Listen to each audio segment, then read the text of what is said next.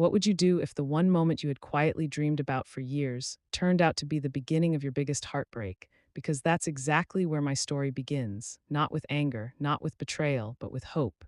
The kind of hope only a mother understands when she sees her child finally become everything she once prayed for.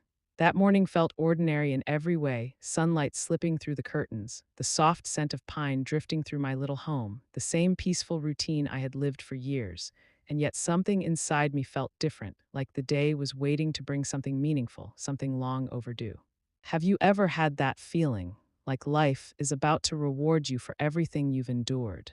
I was sitting near the window, holding a piece of wool in my hands, a deep forest green scarf I had spent weeks knitting slowly, carefully, stitch by stitch, because this wasn't just a gift, it was a memory woven into something real, something warm, something I imagined placing around my son's shoulders as he stood proud in a room full of applause.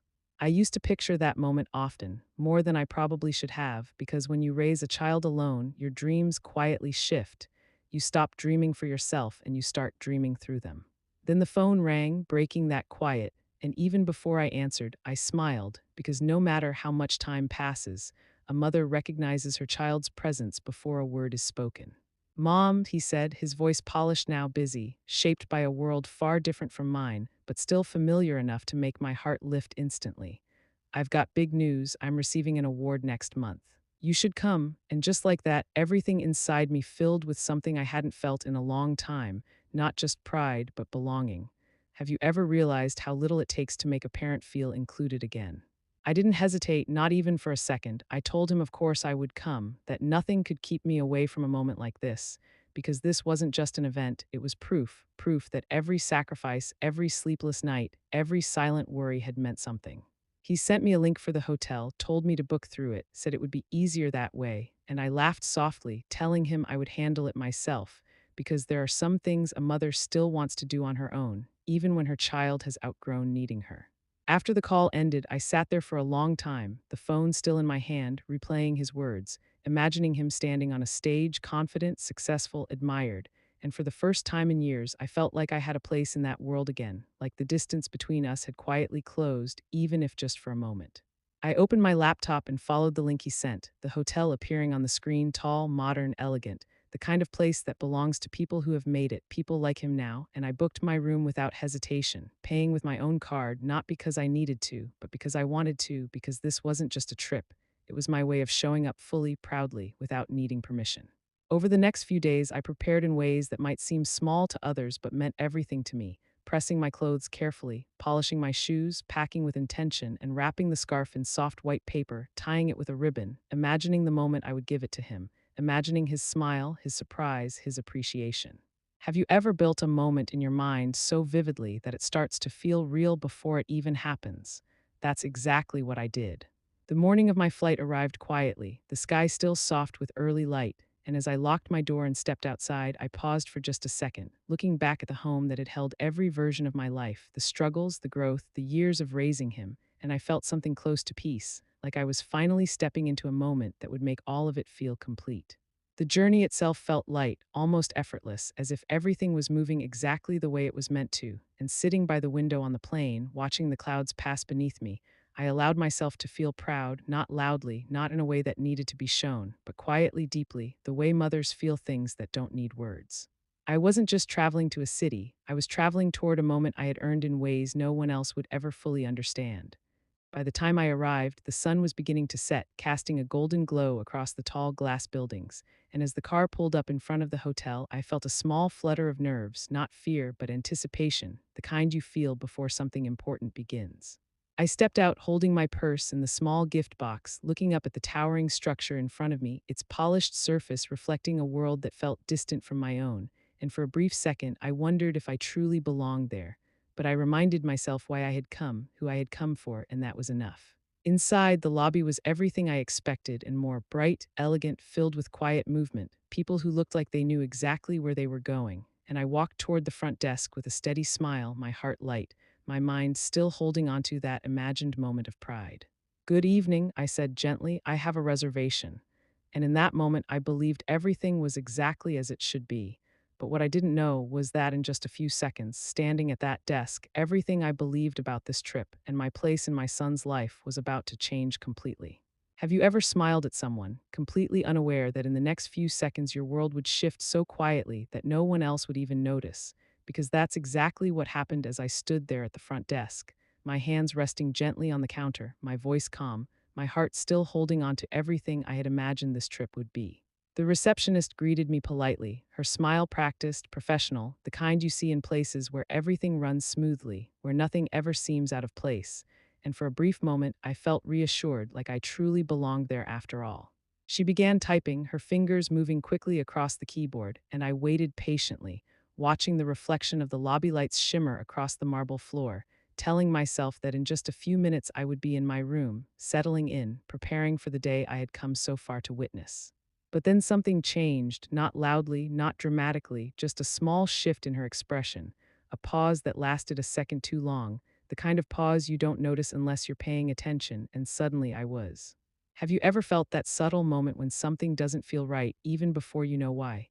She looked back at the screen, typed again, slower this time, and then finally looked up at me, her smile still there but thinner now, uncertain. "I'm sorry, ma'am," she said carefully, "but it appears your reservation has been canceled." For a second, I didn't react, not because I didn't hear her, but because my mind needed time to understand what she had just said, because sometimes the words themselves are simple, but their meaning takes longer to arrive. Cancelled? That didn't make sense. I had booked it myself. I had paid for it. I had followed every step exactly the way I was told. I blinked, almost expecting her to correct herself, to realize there had been some mistake, some confusion that could easily be fixed, because that's how situations like this are supposed to work.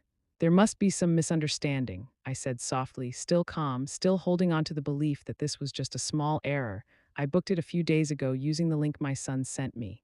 She nodded, glancing back at the screen, and her voice lowered slightly, as if what she was about to say required more care than before. "Yes, I can see your booking here," she replied, "but it was modified earlier today. It looks like the change came from your son's office."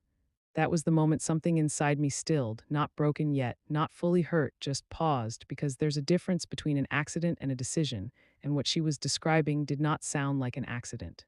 Have you ever realized in the middle of a conversation that the truth is already there, you just haven't accepted it yet? I let out a small breath, trying to keep my voice steady, trying not to let the confusion show too clearly, because part of me still wanted to believe there was a simple explanation waiting just around the corner. "Could you check again?" I asked gently, as if asking politely might somehow change the answer. But before she could respond, my phone buzzed in my hand, and for a brief moment I felt relief, thinking this must be him calling to explain, to fix whatever had gone wrong, to tell me it was all just a mistake. I looked down at the screen, expecting his name, his voice, his reassurance, but instead I saw something else, a message from her. And in that moment, without even opening it, something inside me already knew that whatever I was about to read would not bring comfort.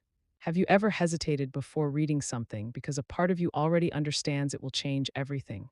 I opened the message slowly, my eyes scanning the words once, then again, as if reading them twice might somehow make them mean something different.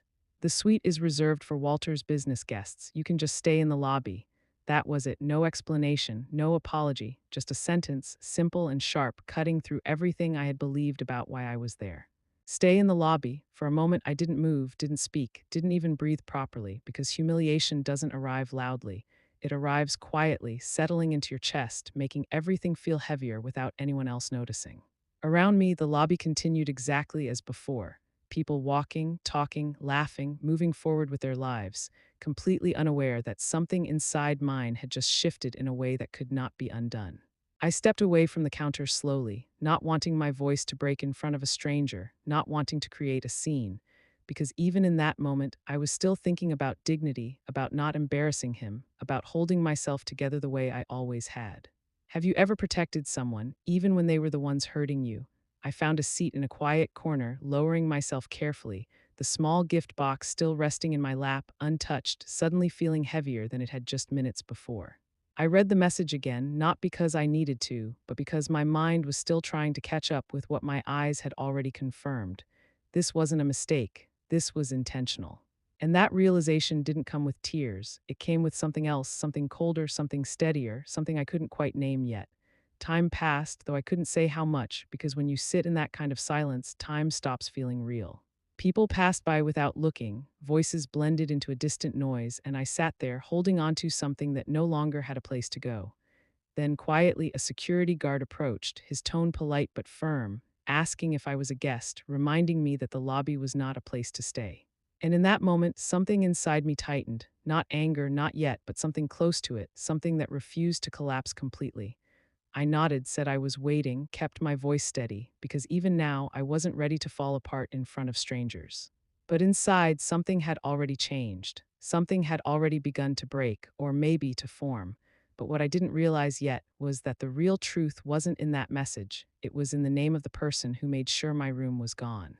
Have you ever reached a moment where you stop hoping it's a misunderstanding and start realizing it was a decision all along? Because that's exactly where I found myself, sitting in that quiet corner, the message still open in my hand, the words no longer shocking but settling into something much heavier: certainty.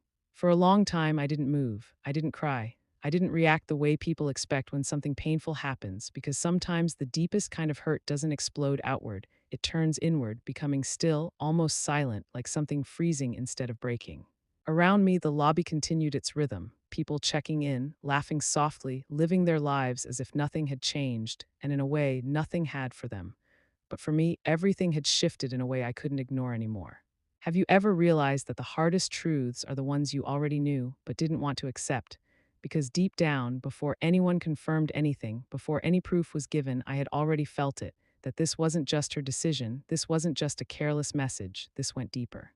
Much deeper. I stood up slowly and walked back to the front desk, my steps steady now, not rushed, not uncertain, because I no longer needed reassurance, I needed confirmation.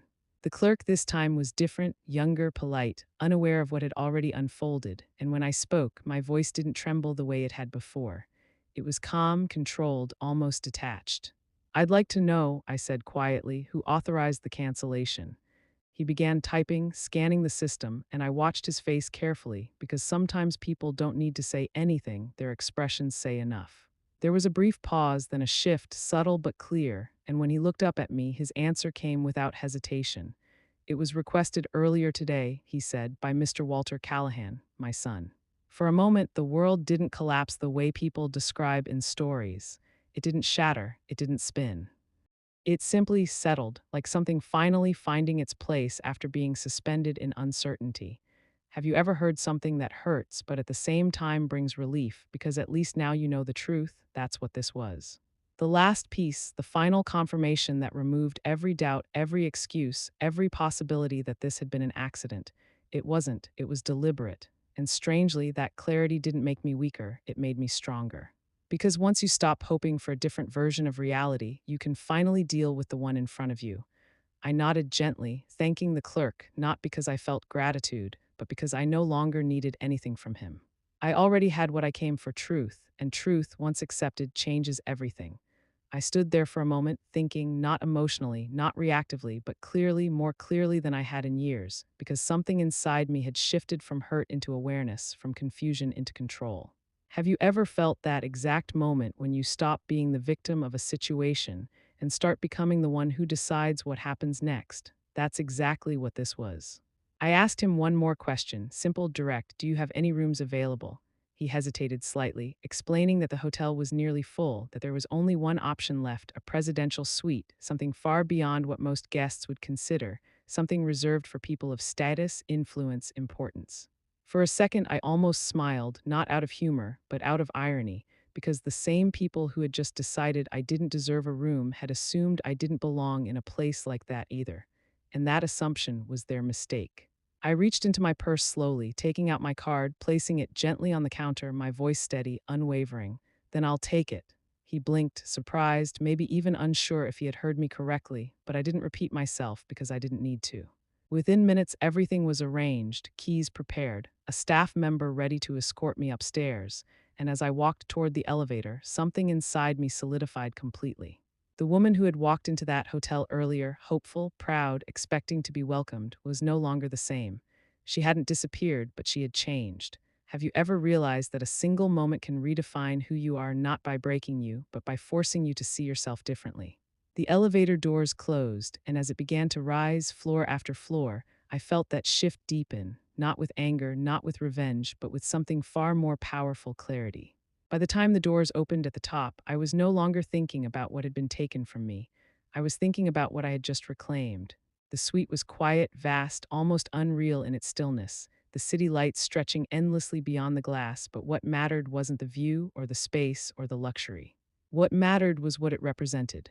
I set my bag down, walked toward the window, and for the first time since arriving, I took a full breath, not heavy, not shaken, steady. Because something had ended in that lobby, something I hadn't even realized I was still holding onto, and in its place, something new had begun. And that night, standing above the city they thought I didn't belong in, I made a decision that would change everything that came next. Have you ever realized that the moment you stop waiting for someone to treat you right is the exact moment your life begins to change? Because that night, standing alone in that quiet suite high above the city, I understood something I should have learned much earlier.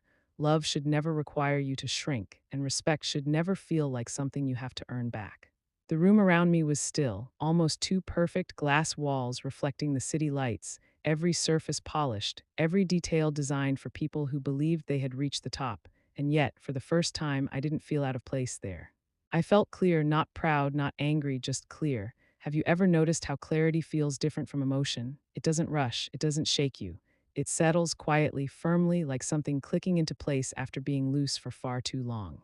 I walked slowly across the room, my footsteps soft against the marble floor, and set the small gift box on the table, looking at it for a moment longer than I expected, because that box held more than just a scarf. It held intention, love, years of quiet sacrifice woven into something simple, something I had believed would be appreciated.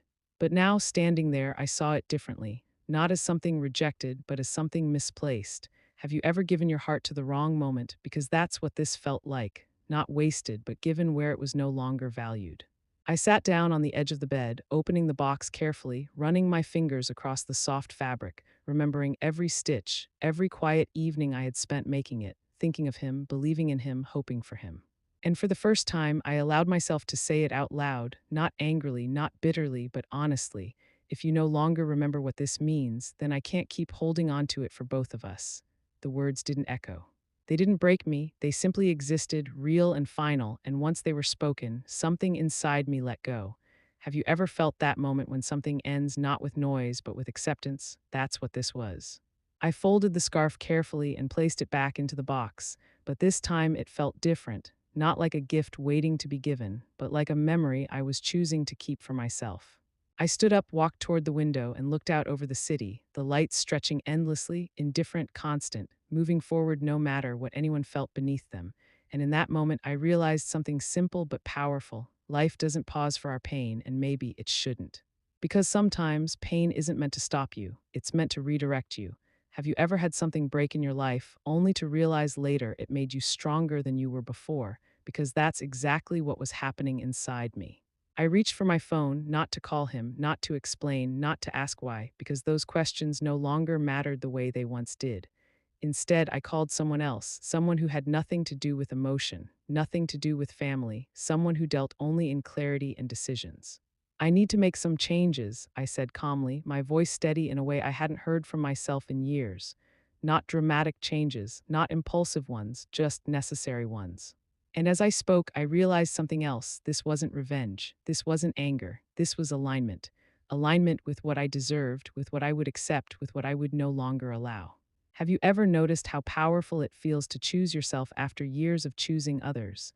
Because that's what this moment gave me. Not control over anyone else, but control over myself.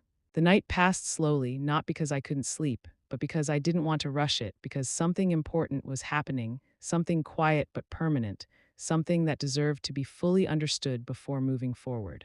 I walked through the suite again, not as someone trying to belong there, but as someone who had claimed her space without permission, and that difference mattered more than anything else. This wasn't about proving anything to anyone.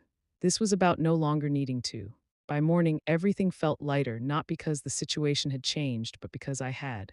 I packed my things calmly, leaving the room the same way I had entered, quietly, without drawing attention. But inside, I was not the same person who had walked into that lobby the night before. Something had shifted too deeply for that. As I stepped out into the city again, I didn't look back, not at the building, not at what had happened, not at what could have been, because sometimes moving forward requires you to stop revisiting what no longer serves you. And in that moment, I understood something clearly. This wasn't the end of my story. It was the beginning of a different one. But what I didn't know yet was that the people who thought they had already moved on without me were about to invite me back into their world, and this time I would walk in very differently. Why do people remember you only when it's convenient for them? And would you go back if the invitation felt more like a performance than an apology? Because that's exactly the question I found myself asking weeks later when my phone buzzed in the quiet of my kitchen. A name on the screen that I hadn't expected, and if I'm honest, hadn't missed. Life had settled into a slower rhythm by then, the kind that doesn't demand attention but rewards presence. Mornings filled with small routines, afternoons that passed without urgency, evenings that didn't carry the weight of expectation. And in that stillness, I had begun to understand something important. Peace isn't loud, it's consistent. Have you ever stepped away from something painful and realized how much lighter everything feels without it? That was where I was, not healed completely, but no longer holding onto what had already let go of me. So when I opened the message and read the carefully written words, I didn't feel shock, I didn't feel anger, I felt recognition. The tone was polite, almost warm, the kind of warmth that doesn't come from emotion but from intention, a message crafted to sound sincere without actually being vulnerable. And as I read it once, then again, I understood immediately. This wasn't about reconciliation, it was about appearance. Have you ever received an apology that didn't feel like one because it was missing the only thing that matters, truth? That's exactly what this was. They spoke about misunderstandings, about things getting complicated, about wanting me to be there for their special day, about how much it would mean, but nowhere in those words was there ownership, nowhere was there acknowledgement of what had actually happened, and that absence said more than anything they could have written. I sat back in my chair, letting the silence settle around me, the message still open, not bothering me, not hurting me, just existing as something I could now see clearly for what it was. They didn't want to fix the past, they wanted to control the present. And the question wasn't whether I believed them anymore, because I didn't. The question was, what would I do next? Have you ever been given a second chance, not to repair something, but to respond differently? Because that's what this felt like. A moment not to return to who I was, but to show who I had become. I could have ignored it. That would have been easy. I could have declined politely, kept my distance, continued my quiet life without interruption, and part of me considered that because walking away had already brought me more peace than I had expected. But then another thought came, not driven by anger, not by revenge, but by something steadier, balance. Not the kind that punishes, but the kind that reveals. Have you ever realized that sometimes the most powerful response isn't silence, it's presence? That's when I smiled, not broadly, not with excitement, but with a kind of quiet understanding, because for the first time I wasn't reacting to them. I was choosing for myself. I typed my replies slowly, each word simple, measured, calm, accepting their invitation without hesitation, without condition, without explanation. And when I pressed send, I didn't feel like I was stepping back into something. I felt like I was stepping forward into a moment that would belong to me in a way the last one never had. Days passed, and as the wedding approached, I prepared differently this time, not with expectation, not with hope tied to someone else's behavior, but with intention rooted in my own clarity. I chose what to wear without wondering how it would be received. I packed without imagining reactions. I carried the same gift box with me, but its meaning had changed. It was no longer something I needed to give, it was something I had already reclaimed. Have you ever revisited a place or a situation knowing you are no longer the same person who left it? Because that changes everything. Before leaving, I made one small decision, something that seemed insignificant on the surface but carried weight in its purpose. I reached out quietly, arranged something simple, something that wouldn't disrupt anything outwardly, something that would fit naturally into the flow of the evening, and once it was set, I didn't think about it again because I didn't need to. This wasn't about creating a scene, this wasn't about confrontation. This was about truth finding its moment, and truth doesn't need force, it only needs timing. Have you ever trusted that something would unfold exactly the way it needed to, without you having to control it completely? That's where I was now, calm, certain, not waiting to see what would happen, but ready for it. The day came quietly, just like the last one had, but everything felt different, not because the situation had changed, but because I had. I wasn't carrying expectation anymore. I wasn't hoping to be included. I wasn't questioning my place. I knew it, and that knowledge made all the difference. Because as I walked into that wedding, surrounded by smiles that didn't quite reach the eyes, I already knew something they didn't. Their perfect night was about to reveal the truth they had tried to hide. Have you ever walked into a place where everything looked flawless on the surface, yet something inside you already knew it wouldn't stay that way? because that's exactly how it felt the moment I stepped into that wedding, the lights soft and golden, the air filled with polished laughter, every detail arranged so carefully it almost felt rehearsed, as if perfection itself had been staged for everyone to admire. I paused for just a second at the entrance, not out of hesitation, but awareness, taking in the room, the decorations, the carefully chosen elegance that reflected exactly the image they wanted the world to see. And I realized something quietly. This wasn't just a celebration, it was a performance. Have you ever noticed how some events are designed more for appearance than for meaning? Because that's what this felt like. People moved gracefully through the space, glasses in hand, voices low and confident, conversations that carried just enough warmth to sound genuine without ever becoming real. And as I walked further in, I could feel the subtle shift in attention, the brief glances, the polite smiles, the recognition without connection. But this time, it didn't unsettle me. It didn't make me question myself. Because I wasn't there to belong, I was there to witness, and that difference changed everything. When he saw me, his reaction came quickly, almost too quickly, his smile wide, practiced, the kind that appears naturally when others are watching. And for a moment, I studied him not with judgment, but with understanding, because I could see both versions of him at once, the boy he had been and the man he had become.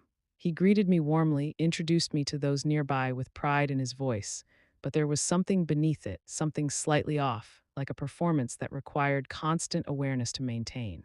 Have you ever seen someone act a certain way not because they feel it, but because they know they're being observed? That's what this was. She joined him soon after, her presence just as composed, just as controlled, her smile precise, her tone carefully measured.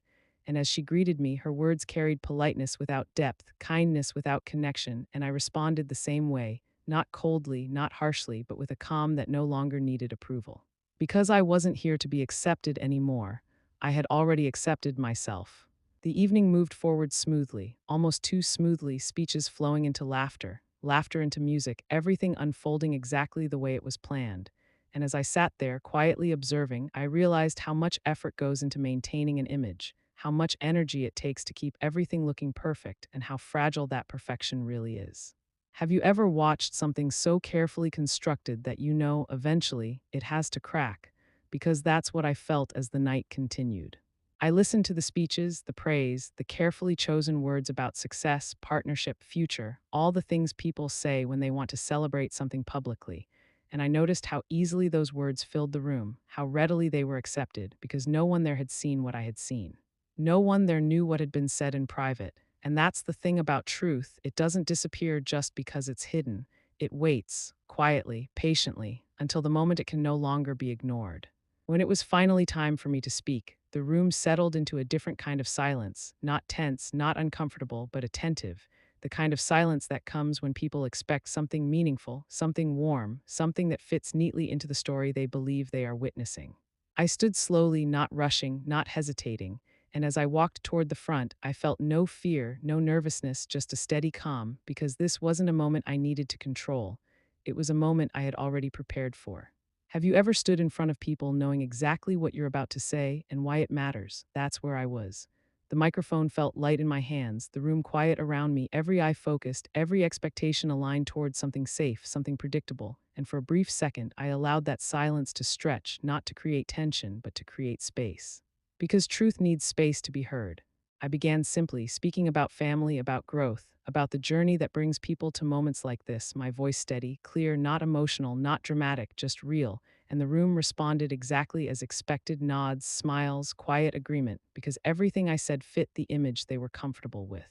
But then, gently, without raising my voice, without changing my tone, I shifted. Because there comes a point when staying within the expected becomes a form of silence, and I was no longer silent. I paused just long enough for attention to sharpen, just long enough for the moment to settle fully into place, and then I moved forward. And in that next moment, without raising my voice or breaking my calm, I revealed the one truth they had never expected anyone else to see. What happens when the truth doesn't arrive with anger, but with calm certainty in a room full of people who thought they understood everything? Because that's exactly what that moment became, not loud, not chaotic, but unmistakable. I stood there, the microphone steady in my hand, the room quiet in a way that felt almost fragile, as if everyone was waiting for something meaningful but safe, something that would fit neatly into the evening they believed they were part of. And for a brief second, I let that silence stretch, because silence, when held properly, draws people in more than any raised voice ever could. Have you ever noticed how people lean closer when they sense something unexpected is about to be said? That's what happened. I turned slightly, my gaze moving across the room, not searching for approval, not looking for reaction, just acknowledging the space, the moment, the weight of what was about to unfold. And then, without changing my tone, without adding emotion, I gave a small signal, almost unnoticed by anyone except the one person who needed to see it. The screen behind me flickered softly, shifting from images of smiling faces and perfect memories to something else entirely, something real. At first, no one reacted. It took a second, maybe two, for the words to register, because when truth appears where it isn't expected, it doesn't always land immediately. But then it did. You can just stay in the lobby. The sentence hung there, large, undeniable, impossible to ignore, and in that instant the entire atmosphere changed, not dramatically, not with noise, but with a sharp stillness that spread through the room like a ripple. Have you ever been in a place where the silence suddenly feels louder than any sound? Because that's what it felt like. I didn't rush to explain it. I didn't raise my voice or accuse anyone, because truth, when presented clearly, doesn't need decoration. I simply stood there, letting the words exist, letting people read them, understand them, question them, and slowly I watched as expressions shifted. Confusion turning into recognition, recognition turning into discomfort, discomfort turning into something deeper, something closer to judgment. Only then did I speak again, my voice calm, measured, carrying just enough weight to reach every corner of the room. I explained simply that those words had been sent to me on the night I arrived, after my reservation had been removed, after I had been told directly where I belonged. I didn't exaggerate, I didn't dramatize, I didn't need to, because the truth was already enough. Have you ever realized that honesty doesn't need force, it only needs clarity? I turned my head slightly, not dramatically, not to confront, but to acknowledge, and in that moment I saw them, not as they had presented themselves all evening, but as they were now, unprepared, exposed, unable to control the narrative they had built so carefully. He stood frozen, caught between disbelief and realization, while she looked as if the ground beneath her had shifted in a way she hadn't anticipated, and for the first time that night, their composure wasn't controlled, it was broken. Voices began to rise quietly in the room, whispers moving from one table to another, not loud enough to interrupt, but strong enough to change the energy completely. And I realized something then. This wasn't about embarrassment. This wasn't about revenge. This was about truth finding its place where it had been denied. Have you ever seen a room full of people suddenly question everything they thought they knew? Because that's what was happening. I continued, not to prolong the moment, but to complete it, saying only what needed to be said.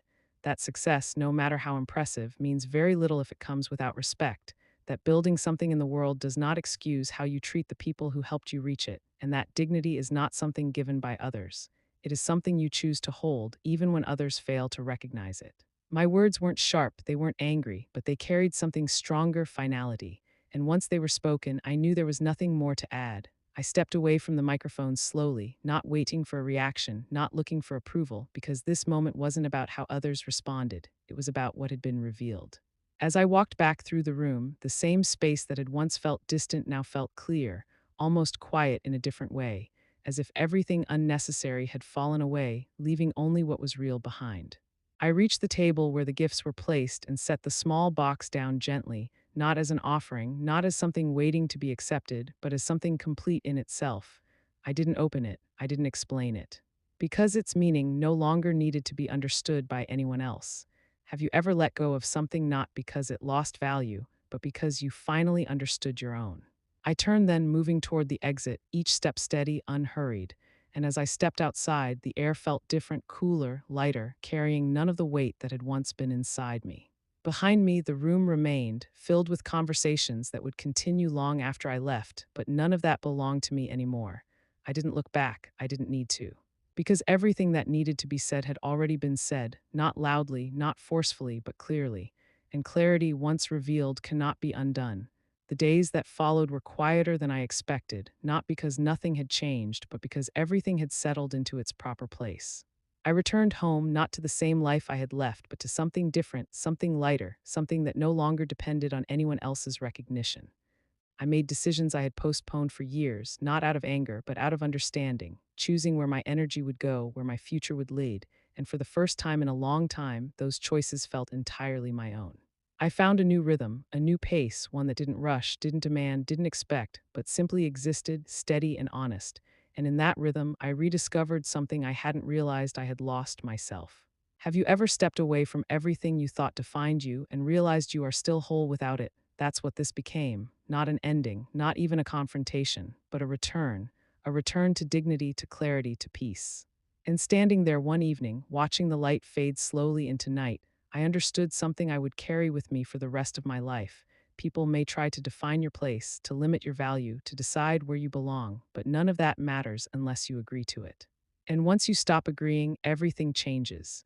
They told me to sleep in the lobby, but in the end, I walked away with something far more valuable than any room. They lost control, and I found myself.